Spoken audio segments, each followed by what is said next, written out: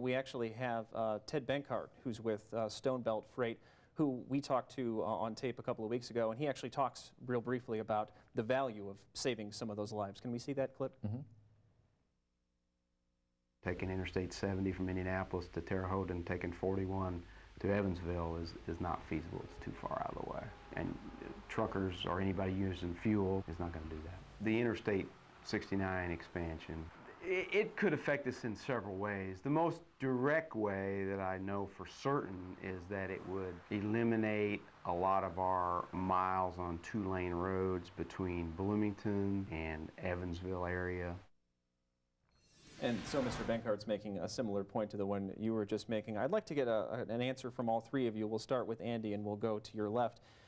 Does the way the economy is shaping up right now shape the way you view the future construction of I-69 as it affects the area in which you live and as it affects the way you view the road entirely? If we were in different economic straits, could you see taking a different position than the ones that each of you take on I-69? Andy?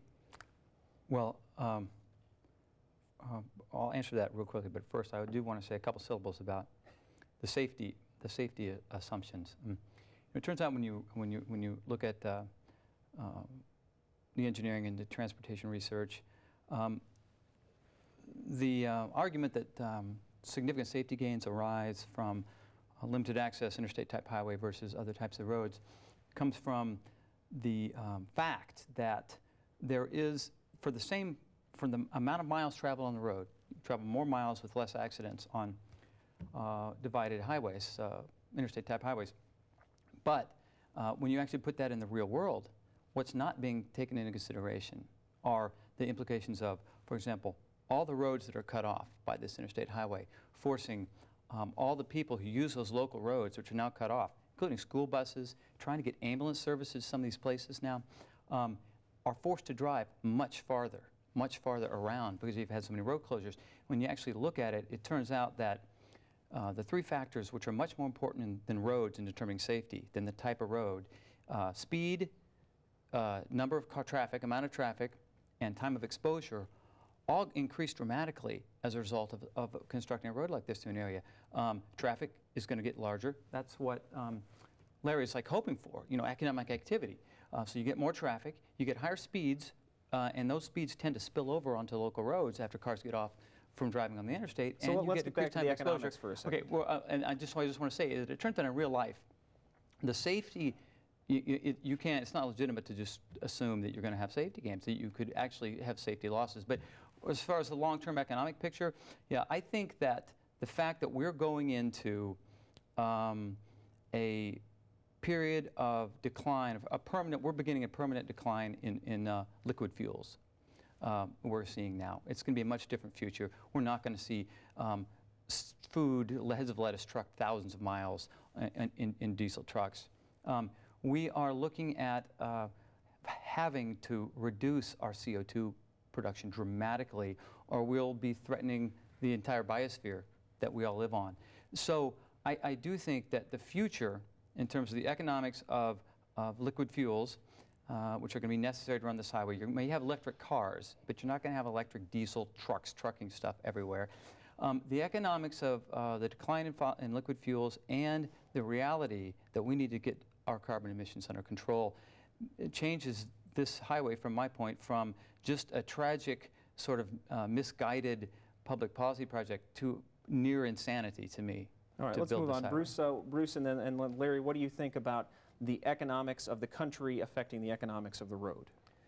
Well, it's kind of interesting that as an economist, usually economics is described as the dismal science, but I'm really pretty optimistic that the returns can be pretty solid from this project, and I think this is an outstanding time for a state like Indiana to invest, and I really wish more businesses that are sitting a lot of cash would actually take the risk and look to the future and invest.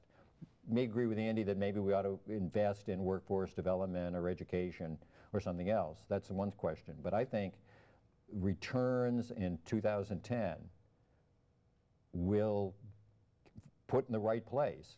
And I think I-69 is a good example. is a good way for us to distinguish ourselves from, say, our Midwest competitors state. We'll be better than Wisconsin, Michigan, Ohio, Kentucky. This is, I think, a wonderful opportunity with a state that's reasonably well financed at the state level compared to our other states to make some aggressive moves. Mr. Mayor, we're going to give you the last word in our last minute of the program. You're saying you want some economic development out of this road. Does your view of it being able to help the city of Washington bear any weight on the way the economy as a whole works right now? As you saw on the map, we do not have a major highway. This brings a major highway to our area. It also brings jobs. It's all about jobs, jobs, jobs. You turn on the TV, everybody's whining and crying about no jobs. In Davis County, in our area, our hotels, you cannot find a hotel. We have Duke Energy being built. We have I-69 being built. We have $30 million worth of work going on in Washington, Indiana. This is about jobs. We need to put people back to work. Some way or another, we need to put people back to work. And I agree we need to go further away from our fossil fuels, but we're still going to have to transport our goods. And that transportation is either going to be rail or highway. And the highway is still the best way of doing it. Well, gentlemen, I want to thank you all for being here. Thanks so much. I'm only sorry we don't have more time. So my thanks to Andy Ruff, to Bruce Jaffe, and to Larry Haig for being on our program this evening. Thanks to all of you for watching and listening. If you're interested in seeing more of the Interstate 69 documentary, whose parts you saw pieces of during tonight, you can tune in to WTIU on September 10th at 10:30 p.m. and September 12th at 12:30 p.m. You can also see it on WTIU World on September 24th at 10:30 in the evening. And don't forget to send us your questions for next month at infocus@indiana.edu. You can also leave a comment or see portions of this show by visiting our website, indianapublicmedia.org/infocus. And on our next In Focus, I'll be joined by my new co-host, Sarah Whitmire, to discuss what the state is doing to counter the rise in methamphetamine use in Indiana.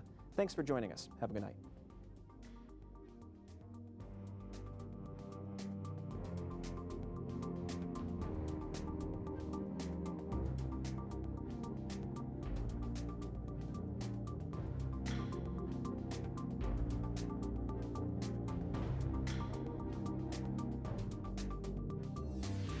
Production support for In Focus is provided by Smithville, a locally owned business serving central and southern Indiana since 1922 with residential and business internet, voice, and security services. Smithville, local pride, global technology.